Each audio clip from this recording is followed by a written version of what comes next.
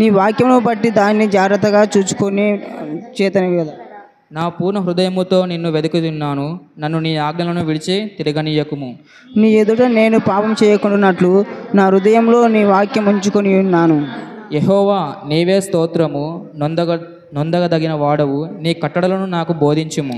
నీ చోట అన్నిటిని నా పెదవులతో వివరించుదును. సర్వ సంపదలు దొరికినట్లు నీ శాసనంలో నా మార్గమును బట్టి నేను సంతోషించుచున్నాను. నీ ఆజ్ఞలను నేను ధ్యానించేదను, నీ త్రోవలను మన్నించేదను. నీ కట్టడలను బట్టి నేను హర్షించదను, నీ వాక్యం నేను మరవక ఎందును. నీ సేవకుడైన నేను బ్రతికినట్లు నా ఎడల నా దయ చూపు. నీ వాక్యమును బట్టి నేను నడుచుకొనిచుందును. నేను నీ ధర్మశాస్త్రం నందు ఆశ్చర్యమైన సంగతులను చూచినట్లు నా కన్నులు తెరువుము. నేను భూమి మీద పరదేశినై ఉన్నాను, నీ ఆజ్ఞలను నాకు మరుగు చేయకుము. నీ న్యాయవిధుల మీద నాకు ఎడతెగని ఆశ కలిగి ఉన్నది, దాని చేత నా ప్రాణము క్షీణించుచున్నది. దేవుడి వాక్యాన్ని దీవించునుగాక.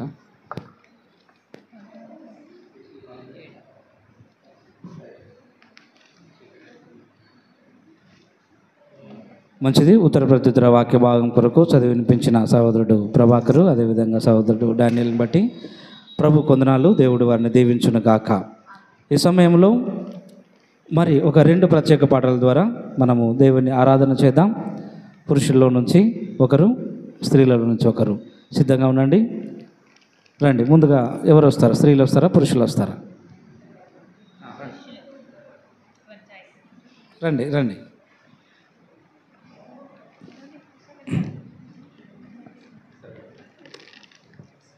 ఇద్దరు కలిసి ప్రభాకరు వారి యొక్క కుటుంబము వారి దేవుని మహిమపరచాలని మనవి చేస్తున్నాను.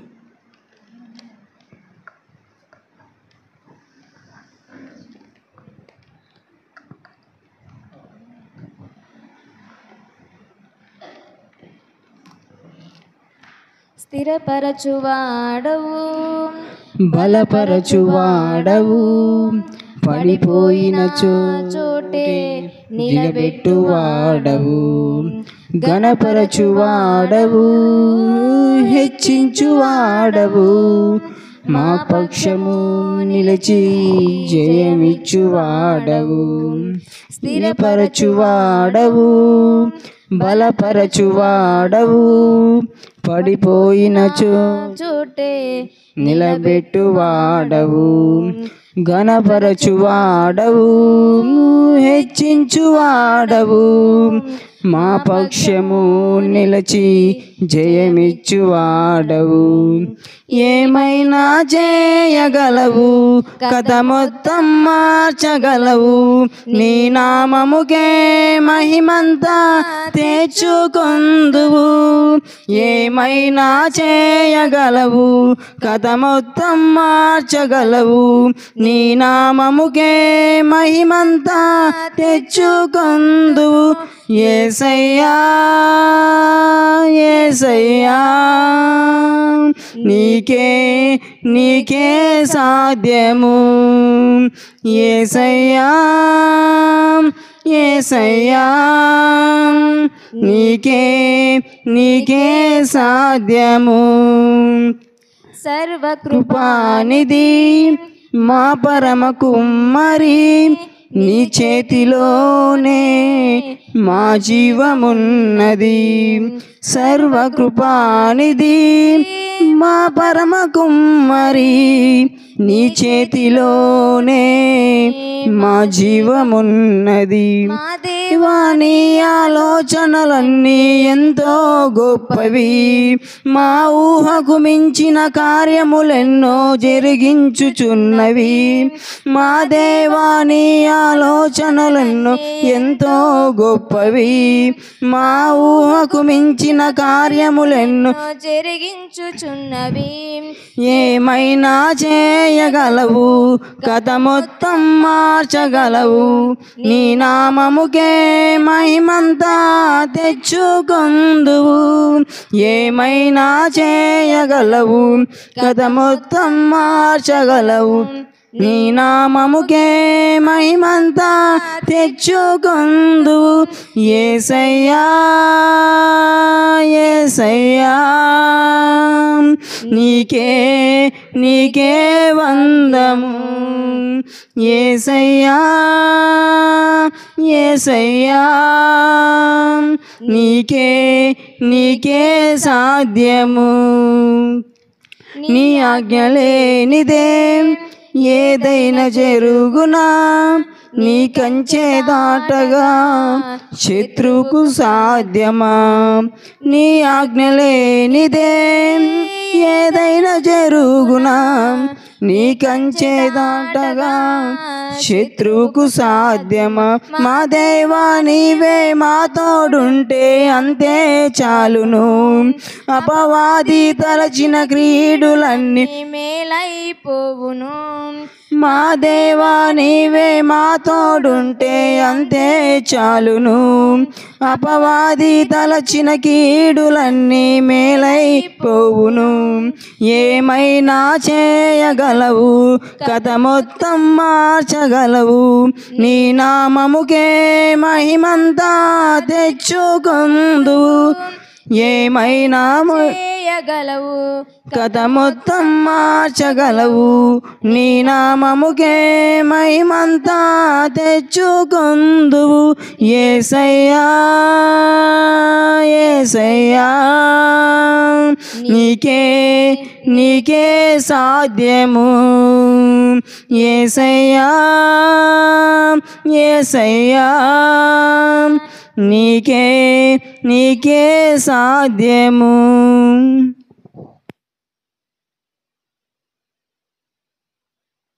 దేవునికి స్తోత్రం కలుగునుగాక. ఆమేన్. మంచి పాట పాడి వినిపించారు. వారిద్దరికి కూడా ప్రభునామమున వందనాలు. ఈ సమయంలో అందరం లేచి నిలబడి ఒక పాట పాడుకుందాం. రండమ్మా, స్త్రీలలో నుంచి ఒకరు రండి. చివరి పాట అందరూ కలిసి పాడుకుందాం. ఆ తర్వాత దేవుని వర్తమానంలోనికి మనం వెళ్దాం. నీ మాట జీవము గలదయ్యా యేసయ్యా, నీ మాట సత్యము గలదయ్యా, నీ మాట మార్పు లేనిదయ్యా యేసయ్యా, నీ మాట మరచిపోనిదయ్యా, నీ మాట జీవము గలదయ్యా యేసయ్యా, నీ మాట సత్యము గలదయ్యా, నీ మాట మార్పు లేనిదయ్యా యేసయ్యా, నీ మాట మరచిపోనిదయ్యా. ఏది మారినా నీ మాట మారదయ్యా, ఏది ఆగినా నీ మాట జరుగునయ్యా, ఏది మారినా నీ మాట మారదయ్యా, ఏది ఆగినా నీ మాట జరుగునయ్యా, నీ మాట జీవము గలదయ్యా యేసయ్యా, నీ మాట సత్యము గలదయ్యా, నీ మాట మార్పు లేనిదయ్యా యేసయ్యా, నీ మాట మరచిపోనిదయ్యా. నశించుచున్న వారిని బ్రతికించును నీ మాట, బంధించబడిన వారిని విడిపించును నీ మాట, నశించుచున్న వారిని బ్రతికించును నీ మాట, బంధించబడిన వారిని విడిపించును నీ మాట, త్రోవ తప్పిన వారిని సరిచేయును నీ మాట, కృంగిపోయిన వారిని లేవనెత్తును నీ మాట, త్రోవ తప్పిన వారిని సరిచేయును నీ మాట, కృంగిపోయిన వారిని లేవనెత్తును నీ మాట. ఏది మారినా నీ మాట మారదయ్యా, ఏది ఆగినా నీ మాట జరుగునయ్యా, ఏది మారినా నీ మాట మారదయ్యా, ఏది ఆగినా నీ మాట గలదయ్యా నీ మాట జీవము గలదయ్యా యేసయ్యా నీ మాట సత్యము గలదయ్యా నీ మాట మార్పు లేనిదయ్యా యేసయ్యా నీ మాట మరచిపోనిదయ్యా నీ మాట జీవము గలదయ్యా యేసయ్యా నీ మాట సత్యము గలదయ్యా నీ మాట మార్పు లేనిదయ్యా యేసయ్యా నీ మాట మరచిపోనిదయ్యా సింహాల బోనుల నుండి విడిపించును నీ మాట అగ్నిగుండముల నుండి రక్షించును నీ మాట సింహాల బోనుల నుండి విడిపించును నీ మాట అగ్నిగుండముల నుండి రక్షించును నీ మాట మార బ్రతుకులు కూడా మధురం చేయుము నీ మాట ఆరిపోయిన బ్రతుకులను వెలిగించును నీ మాట మార బ్రతుకులు కూడా మధురం చేయును నీ మాట ఆరిపోయిన బ్రతుకులను వెలిగించును నీ మాట ఏది మారినా నీ మాట మారదయ్యా ఏది ఆగినా నీ మాట జరుగునయ్యా ఏది మారినా నీ మాట మారదయ్యా ఏది ఆగినా నీ మాట జరుగునయ్యా నీ మాట జీవము గలదయ్యా యేసయ్యా నీ మాట సత్యము గలదయ్యా నీ మాట మార్పు లేనిదయ్యా యేసయ్యా నీ మాట మరచిపోనిదయ్యా నీ మాట జీవము గలదయ్యా యేసయ్యా నీ మాట సత్యము గలదయ్యా నీ మాట మార్పు లేనిదయ్యా యేసయ్యా నీ మాట మరచిపోనిదయ్యా ఏది మారినా నీ మాట మారదయ్యా ఏది ఆగినా నీ మాట జరుగునయ్యా ఏది మారినా నీ మాట మారదయ్యా ఏది ఆగినా నీ మాట జరుగునయ్యా దేవునికి మహిమ కలుగును గాక. అందరూ కూడా నిశ్శబ్దంగా కూర్చున్నట్లయితే దేవుని యొక్క వర్తమానంలోనికి మనము వెళ్దాం, ప్రార్థన చేసుకుందాం. అందరం కూడా తలలు వంచినట్లయితే ప్రార్థన. పరిశుద్ధుడా, ప్రేమ స్వరూపుడా, మా దేవ, మా తండ్రి, మా ప్రభువా, ఇదిగో ఈ యొక్క రాత్రికాలపు బుధవారపు ఆరాధన కూడికలో మా తండ్రి మేమందరం కూడా మీ సన్నిధిలో చేరి ఉన్నాం. ఇంతవరకు పాటల ద్వారా మిమ్మల్ని స్తుతించి ఆరాధించాం. ఇదిగో మా తండ్రి, ఆత్మచేత సత్యము చేత పూర్ణ హృదయముతో నైనా మరి పూర్ణ బలము చేత పూర్ణ ఆత్మచేత పాడి పాటల ద్వారా మిమ్మల్ని ఆరాధించిన ప్రతి బిడ్డను దీవించి ఆశీర్వదించండి. ఇదిగో మా తండ్రి, ఇప్పుడు మేము వాక్యములోనికి మా జీవితములను నైనా మా తండ్రి మా మనస్సులను మార్చుకున్నట్టుకు మీ మాటలు మాకు వినిపించమని కోరుకుంటున్నాం. మీ స్వరమును మాకు వినిపించమని ప్రార్థిస్తున్నాం. మమ్మల్ని మరుగు చేసి నైనా మీ నోటి బూరగా వాడుకొని మీ దాసుని ద్వారా మీ మాటలు మాకు తెలియజేస్తావని కోరుకుంటూ మీ ఆత్మ సహాయమునే మరొకసారి కోరుకుంటూ యేసు పరిశుద్ధ నామములో అడుగుచు వేడుకుంటున్నాను మా తండ్రి, ఆమేన్. మంచిది. ప్రభునందు ప్రియ దేవుని సంగమా, ఈరోజు దేవుని యొక్క పరిశుద్ధ గ్రంథములో నుంచి కొన్ని విశేషమైనటువంటి సంగతులను మీకు తెలియజేయాలని నేను ఆశపడుతున్నాను. అదేమనగా ఒక 5 సందర్భాలను మీతో నేను పంచుకుంటాను ఈరోజు.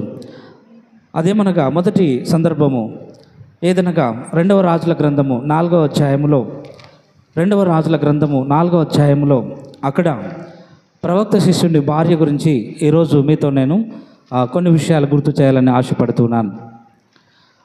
ఈరోజు మనం ధ్యానించబోయే అంశభాగము ఖాళీ పాత్రలు. మనం ఈరోజు ఒక మంచి అంశభాగాన్ని వాక్య భాగాన్ని మనము ధ్యానించబోతున్నాం. అదే ఖాళీ పాత్రలు. ఇక్కడ 4వ అధ్యాయంలో ఆ స్త్రీ తన జీవితంలో భర్తను కోల్పోయి ఉన్నది, కుటుంబాన్ని ఎలా పోషించుకోవాలో తెలియని స్థితిలో ఉంది, 2 కుమారులతో కలిగి ఉన్నది. అయితే తన పిల్లల్ని ఎలా పోషించుకోవాలి, అదేవిధంగా తన భర్త ఎన్నో అప్పులు చేశాడు కుటుంబ అవసరాల కొరకు. అయితే ఆ అప్పులను ఎలా తీర్చాలి, తన 2 కుమారులను ఎలా చదివించాలి, ఎలా పోషించాలి అని ఆమె బాధపడుతూ ఉంది. ఇలా ఒకవైపు పిల్లల్ని ఎలా పోషించాలి, పిల్లల్ని ఎలా చదివించాలి, మరోవైపు అప్పులు ఎలా తీర్చుకోవాలి అని మూడవదిగా భర్తను కోల్పోయిన బాధలో ఉంది. చూడండి ఎన్ని విషయాలతో బాధపడుతుంది. ఈరోజు నీవు నేను కూడా ప్రేమైనటువంటి దేవుని సంగమా, ఒకవైపు కుటుంబ యజమానుడు లేడు, మరోవైపు పిల్లల్ని ఎలా పోషించుకోవాలి, మరోవైపు అప్పుల సమస్యలు. ఆ స్త్రీ ఈ 3 విషయాలను ఎదుర్కొంటూ ఉంది. ఈ 3 శ్రమలను ఎదుర్కొంటూ ఉంటుంది. 3 వైపుల శ్రమలు ఆమెను చుట్టుకొని ఉన్నాయి. ప్రవక్త శిష్యుని భార్య, ఆమె పేరు లేదు కానీ ప్రవక్త శిష్యుని యొక్క భార్య అని వ్రాయబడి ఉంది. ఆమెకు శ్రమలు ఎన్ని వైపులా వచ్చి ఆమెను వెంటాడుతున్నాయి ఒకసారి మనం ఆలోచించినట్లయితే, ఒకవైపు భర్త లేని బాధ, మరోవైపు పిల్లల్ని ఎలా పోషించుకోవాలనే బాధ, ఇంకోవైపు అప్పుడు ఎన్ని రకాల శ్రమలతో ఆమె బాధపడుతూ ఉందంటే 3 రకాల శ్రమలతో బాధపడుతుంది. ఈరోజు ఈ వాక్యం వింటున్నటువంటి నీకు నాకు కూడా ఎన్నో వైపుల శ్రమలు మనల్ని వెంటాడుతూ ఉంటాయి. ఒకవైపు ఆర్థిక సమస్యలు, ఒకవైపు అప్పుల సమస్యలు, ఒకవైపు అనారోగ్య సమస్యలు నిన్ను వెంటాడుతూ ఉంటే ఈ వాక్యం ద్వారా దేవుడు నిన్ను ఈరోజు ధైర్యపరచబోతున్నాడు. దేవునికి మహిమ కలుగును గాక, దేవునికి స్తోత్రం కలుగును గాక. ఆ స్త్రీ ఎక్కడికి వెళ్ళింది అంటే ప్రవక్త దగ్గరికి వెళ్ళింది, దేవుని సేవకుని దగ్గరికి వెళ్ళింది.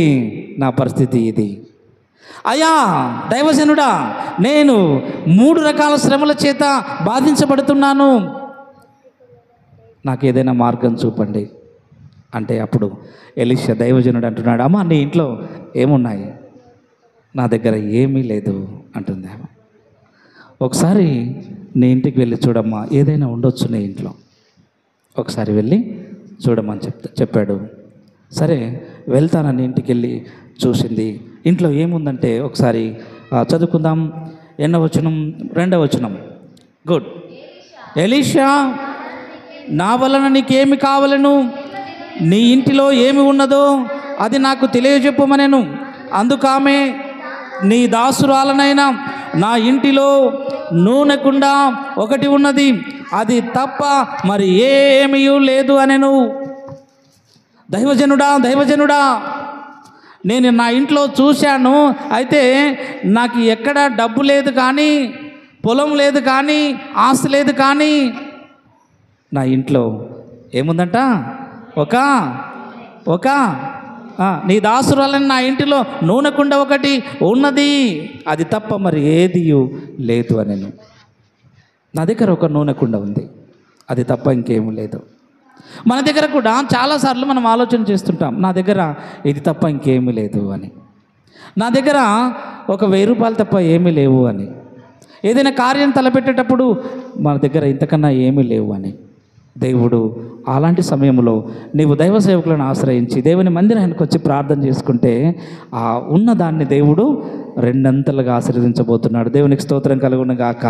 అయితే ఎలీషా, అమ్మ నీ దగ్గర ఉన్నది ఒక చిన్న బాటిల్ నూనె ఉంది కదా, ఒక చిన్న కుండలో నూనె ఉన్నది కదా, అయితే నీవు బయటికి పోయి నీ పొరుగు వారి అందరి యొద్ద దొరకగలిగిన వట్టి పాత్రలన్నిటినీ ఎరవు తెచ్చుకునము, వట్టి పాత్రలు ఖాళీ పాత్రలను తీసుకొని రమ్మా అని చెప్తున్నాడు. ఎవరికి? ఆ స్త్రీకి. ఖాళీ పాత్రలను తీసుకొని వచ్చింది. ఇంటి పక్కల, ఇంటి ముందర, ఇంటి వెనక, ఇరుగు పొరుగు వాళ్ళందరి దగ్గర ఖాళీ కడవలను, బిందెలను తీసుకొని వచ్చింది. ఆమె మట్టి పాత్రలను తీసుకొని వచ్చింది. ఇప్పుడు ఏం చేయమంటావు దైవజనుడా? అయితే నీ దగ్గర ఒక చిన్న కుండ ఉంది కదా, ఆ కుండలో ఉన్నటువంటి నూనెను నువ్వేం చేస్తావంటే ఇంటి ముందర ఒక 3 కుండలు తీసుకొచ్చినావు, ఇంటి పక్కల ఇంటెనక ఇరుగుపొరు వారి దగ్గర అన్నీ కలిసి దాదాపుగా దొరకగల కుండలన్నీ ఒక 30-40 కుండలని కలెక్ట్ చేసింది ఆమె. ఒక 50 కుండల దాకా కలెక్ట్ చేసింది అనమాట. పోగు చేసి ఇల్లంతా కుండలే ఉన్నాయి, ఇల్లంతా బిందెలే. ఇప్పుడు ఏం చేయాలి? దైవజనుడా అంటే ఒక్కొక్క వరుస లైన్గా అక్కడి నుంచి నీ దగ్గర ఉన్నటువంటి నూనె తీసుకొని, నీ దగ్గర ఉన్న ఒకటే ఒక కుండ, ఆ కుండలోనున్న నూనెను మొదటి కుండలో పోయమ్మా అని చెప్పాడు. పోసింది, నిండింది. 2వ కుండ నింపమ్మా అన్నాడు, 2వ కుండ నిండింది. 3వది, 4వది, 5వది, 10 కుండలు నిండిపోయాయి. ఆమె దగ్గర ఉన్న కుండలో నూనె మాత్రం అయిపోలేదు. దేవునికి స్తోత్రం కలుగునుగాక. అలా ఆ ఇంట్లో ఉన్న కుండలన్నీ నిండాయి, కానీ ఆమె దగ్గర ఉన్న కుండలో నూనె మాత్రం అయిపోలేదు. నింపాలి నువ్వు మొత్తం. నీ కుండలన్నిటినీ, ఖాళీ పాత్రలన్నిటిని కూడా నూనెతో నింపమన్నాడు దైవజనుడు ఎలీషా. నీ ఇంట్లో ఉన్న ఖాళీ పాత్రలు నూనెతో నింపాలి అన్నాడు. కాబట్టి మొట్టమొదటిగా మనం ఆలోచించే విషయం ఏంటిదంటే, నీ ఇంట్లో ఖాళీ ఇల్లు ఒకవేళ ఉన్నట్లయితే దేవుడు నీ ఇంటిని ఆశీర్వదించబోతున్నాడు. ఎప్పుడు? నీవు దేవుణ్ణి ఆశ్రయించినప్పుడు. ఆ స్త్రీ ఇల్లు ఏ విధంగా నూనె చేత నింపబడింది? ఆ నూనె, ఆ దైవజనుడా, ఇప్పుడు నా ఇంట్లో ఉన్న కుండలలో ఉన్న నూనె అంతా, కుండలన్నీ నూనెతో నింపబడ్డాయి, ఇప్పుడు ఏం చేయమంటావు అన్నప్పుడు ఆ దైవజనుడు అన్నాడు, అమ్మా ఆ నూనెనంతటిని కూడా నీవు అమ్మేసేయి. చాలా డబ్బు వచ్చింది దైవజనుడా. వచ్చిందమ్మా, గుడ్, వెరీ గుడ్. అయితే నీకెంత అప్పు ఉంది? ఉంటుంది దైవజనుడా, చాలా ఉంటుంది. ఆ అప్పునంతా కట్టేసాయి. ఇంకా మిగిలింది దైవజనుడా డబ్బులు. అయితే నీ పిల్లల్ని చాకు, పోషించుకో. అబ్బా, చూడండి నా ప్రేమైనటువంటి వారలారా, ఎప్పుడైతే ఆ స్త్రీ దేవుణ్ణి ఆశ్రయించిందో, ఎప్పుడైతే దైవజనుడిని ఆశ్రయించి సలహా అడిగి ప్రార్థన చేయించుకునిందో, అప్పుడు దేవుడు ఆమె ఇంటిని దేనితో నింపాడు? నూనెతో నింపాడు. చెప్పండి అందరు గట్టిగా, దేనితో నింపాడు? నూనెతో నింపాడు. సమృద్ధిలోనికి ఆమెను నింపాడు. దేవునికి స్తోత్రం కలుగును గాక. ఒకప్పుడు లేమిలో ఉంది, ఒకప్పుడు ఇబ్బందిలో ఉంది, ఒకప్పుడు అప్పులతో ఉంది, ఒకప్పుడు ఎలా మరి మా ఈ కుటుంబాన్ని పోషించుకోవాలనే దీన స్థితిలో ఉన్న ఆమె స్థితిని దేవుడు ఏం చేశాడో తెలుసా? సమృద్ధి గల కుటుంబముగా మార్చాడు. హల్లెలూయా. ఈరోజు నీ కుటుంబంలో లేమి, నీ కుటుంబంలో ఏమీ లేదు, మన ఇంట్లో ఏమీ లేదు, మన జోబులో ఏమీ లేదు, మన బీరువాలో ఏమీ లేదు, మన వ్యక్తిగతంగా ఏమీ లేదు, మన ఒట్టి వాళ్ళం. దేవుణ్ణి ఆశ్రయిస్తే ఇబ్బందులన్నీ తీర్చి మనల్ని సమృద్ధి గల కుటుంబముగా దేవుడు మార్చబోతున్నాడు. ఇది మొట్టమొదటిది. రెండవది, మొట్టమొదటిగా ఆమె ఇంట్లో ఉన్నటువంటి ఖాళీ పాత్రలను దేనితో నింపమన్నాడు? నూనెతో నింపమన్నాడు. ఖాళీ పాత్రలు ఖాళీగా ఉండకూడదు.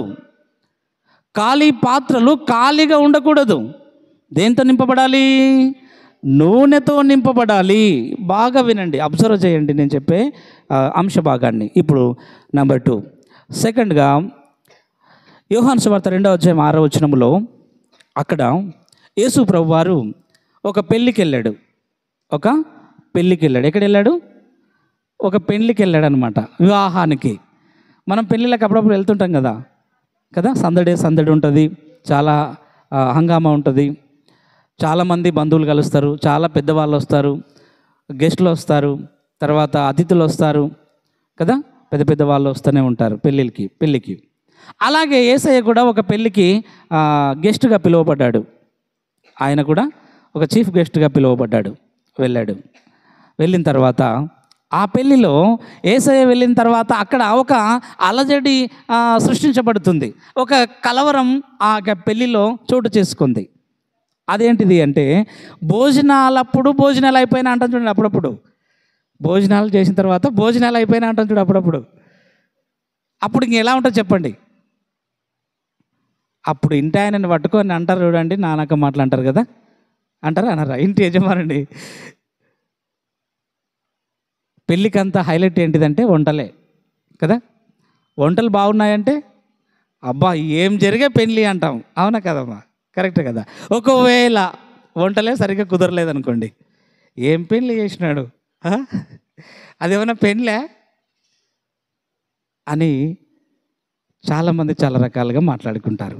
అలాంటి వాతావరణం ఆ యొక్క విందులో జరిగింది, ఆ పెళ్ళిలో జరిగింది. ఆ విందులో ఏం జరిగిందంట, ఏమైపోయింది? గుడ్, ద్రాక్షరసం అయిపోయింది. అది ఇప్పుడు చూడండి, ఇంకా ఆ ఇంటి పెళ్లి ఆ యొక్క విందు యజమానికి ఎలా ఉంటుందో చదవండి ఆ మాట. 2వ అధ్యాయమా, యోహాను సువార్త 2వ అధ్యాయము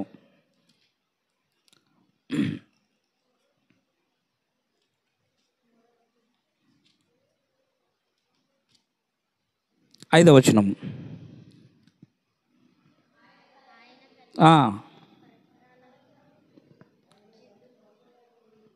3వ వచనం. ద్రాక్షారసం అయిపోయినప్పుడు యేసు తల్లి వారికి ద్రాక్షరసము లేదని ఆయనతో చెప్పగా, యేసు ఆమెతో, అమ్మా, నాతో నీకేమి, నా సమయము ఇంకనూ రాలేదు అని చెప్పాడు. ఇప్పుడు 6వ వచనం. యూదుల శుద్ధీకరణాచార ప్రకారము 2-3 తూములు పట్టు 6 రాతి బాణలు అక్కడ ఉంచబడి ఉండెను. యేసు ఆ బాణలు నీళ్లతో నింపుడని చెప్పెను. అయ్యా, ద్రాక్షరసం అయిపోయింది ప్రభువా, ద్రాక్షరసం అయిపోయింది. మీరేమైనా చేయగలరా? ఈ విందులో ఉన్నటువంటి కొరతను మీరు ఏమైనా తీర్చగలరా అని ఆయనను ఆశ్రయించినప్పుడు, మేము వస్తాం. అమ్మ, నీ ల్యాంతర్ వెలగటం లేదే, ఎందుకు నీ దీపం ఆరిపోయింది? అసలు వెలిగే లేదు, అసలు ఆమె అంటించే లేదు. అంటియాలంటే లోపల ఏముండాలి? నూనె ఉండాలి. అందుకే నీ యొక్క దీపాన్ని, నీ దివిటీని నూనెతో నింపలేదు. వీళ్ళైతే నూనెతో నింపారు, వారి దివిటీలు చక్కగా వెలుగుతున్నాయి, వారు నా రాజ్యంలోనికి వచ్చారు. మీ దివిటీలు నూనెతో నింపబడలేదు కనుక మీరు నిత్య నరకాగ్నికి వెళ్ళండి అన్నాడు. చూడండి నా ప్రియమైన వాళ్ళారా, 3వ సందర్భంలో బుద్ధిగల కన్యకలను, బుద్ధి లేని కన్యకలను దేవుడు మొదటగా ఏం చెప్పాడంటే, మీ యొక్క దివిటీలను నూనెతో నింపండి అన్నాడు. దేంతో నింపాలి? నూనెతో నింపాలి. ఇప్పుడు ఎన్ని సందర్భాలు మనం ధ్యానించాము? మొట్టమొదటిగా ప్రవక్త శిష్యుని భార్య ఇంటిలో ఆమెను ఖాళీ పాత్రలన్నింటినీ దేనితో నింపమన్నాడు?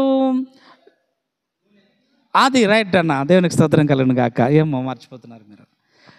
ప్రవక్త శిష్యుని భార్యను తన ఇంట్లో ఖాళీ కుండలన్నిటిని దేనితో నింపమన్నాడు? నూనెతో నింపమన్నాడు.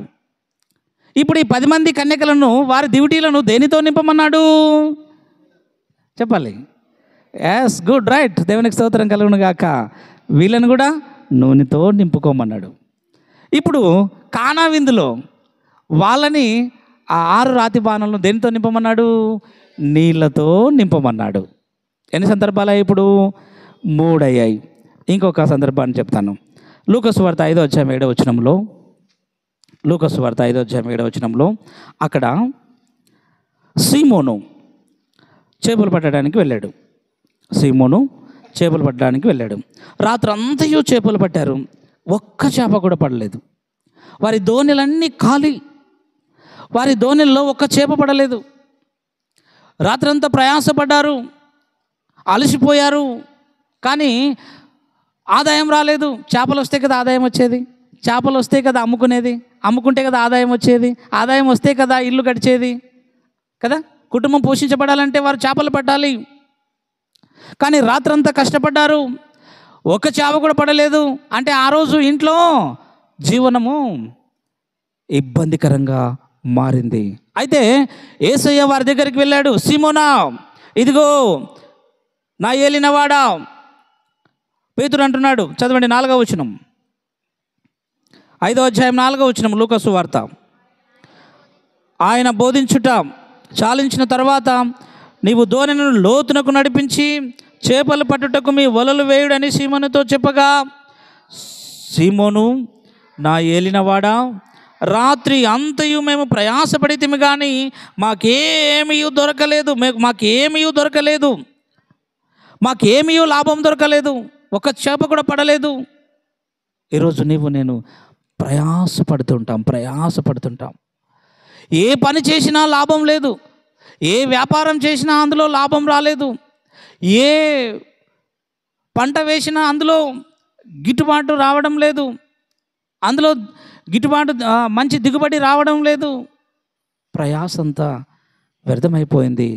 నా ఏలినవాడా, ఎంతో పని చేసుకున్నాం,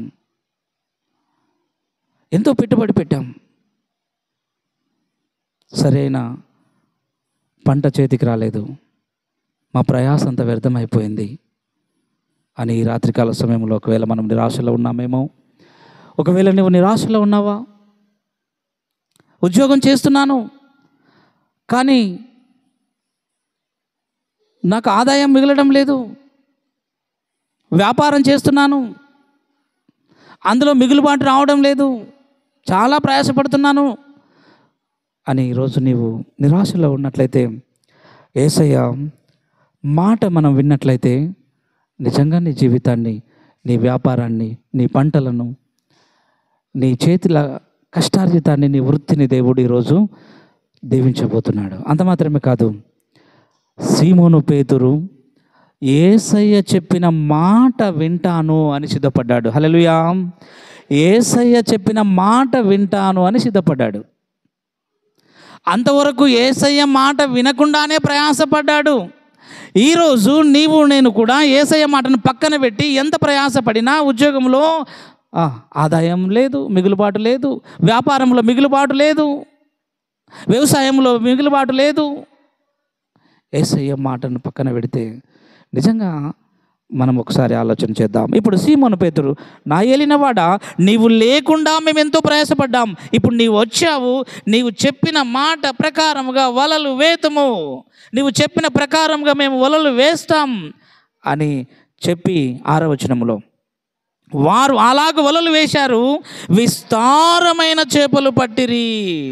అందుచేత వారి వలలు పిగిలిపోచుండగా వారు వేరొక దోణిలోనున్న తమ పాలివారు వచ్చి తమకు సహాయం చేయవాలని వారికి సంజ్ఞలు చేసిరి. వారు వచ్చి 2 దోణెలు మునుగునట్లు నింపిరి. దేవునికి స్తోత్రం కలుగునుగాక. ఈరోజు విస్తారమైన సమృద్ధితో దేవుడు నిన్ను చూడాలనుకుంటున్నాడు. మనం ఇంకా దరిద్రంలోనే ఉండాలనుకుంటున్నాం, మనం ఇంకా లేమిలోనే ఉండాలనుకుంటున్నాం, మనం ఇంకా ఖాళీ పాత్రలుగానే మిగిలిపోతూ ఉన్నాం. మన కుటుంబంలో ఖాళీ పాత్రలు, మన ఇంట్లో ఖాళీ పాత్రలు, మన యొక్క వ్యాపారంలో ఖాళీ, అన్నిట్లో ఖాళీ. చూడండి, ఇది 4వ సందర్భం. ప్రవక్త శిష్యుని భార్య ఇంట్లో కుండలన్నీ నూనెతో దేవుడు నింపాడు. తర్వాత బుద్ధిగల 5 మంది కన్యకల దివిటీల నిండా దేవుడు నూనెను నింపాడు. అదేవిధంగా సీమోను పేతురు యొక్క 2 దోణెలను చేపలతో నింపాడు. 2 దోణెలను చేపలతో నింపాడు. ఈరోజు ఖాళీగా ఉన్న నీవు నేను ఎందుకు ఇదంతా ధ్యానించామంటే, నేను ఒక విషయాన్ని చెప్పడానికే ఇప్పుడు ఈ 3 సందర్భాలను మీకు చెప్పాను. ఇప్పుడు ఎన్ని సందర్భాలు మనం ధ్యానించాం?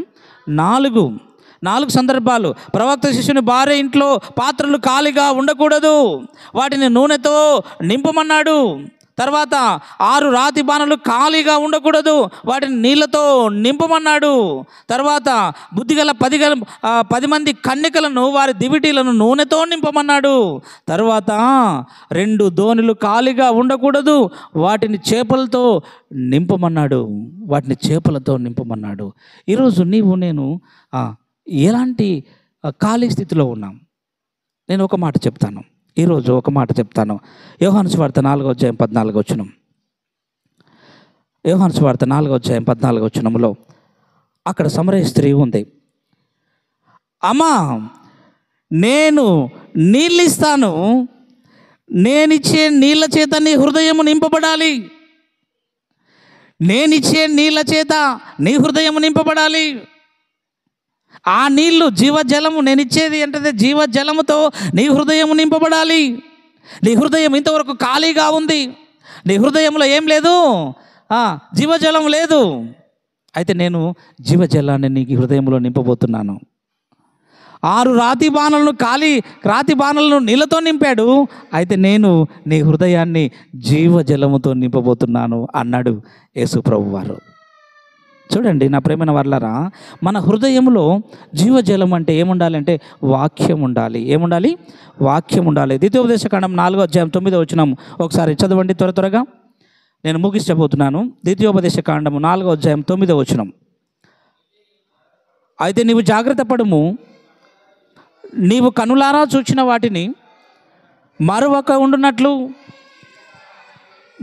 ఉండునట్లు అవి నీ జీవితకాలమంతయు నీ హృదయములో నుండి తొలగిపోకుండానట్లు నీ మనస్సులో వాటిని జాగ్రత్తగా కాపాడుకొనుము.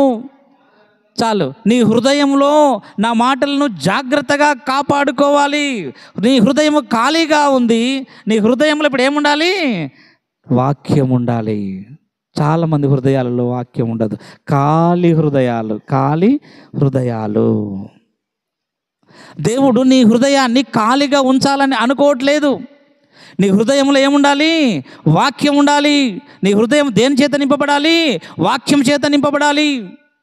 ఓ ప్రవక్త శిష్యుని భార్యతో చెబుతున్నాడు దైవజనుడు, అమ్మా, నీ ఇంట్లో పాత్రలు ఖాళీగా ఉండకూడదు, వాటిని నూనె చేత నింపింది ఆమె. యేసుప్రభు వారు చెప్పాడు, అయ్యలారా, విందు యజమానులారా, ఇక్కడ రాతి బాణలు ఖాళీగా ఉన్నాయి 6, వాటిని నీళ్ళతో నింపండి అన్నాడు. ఖాళీగా ఉండకూడదు.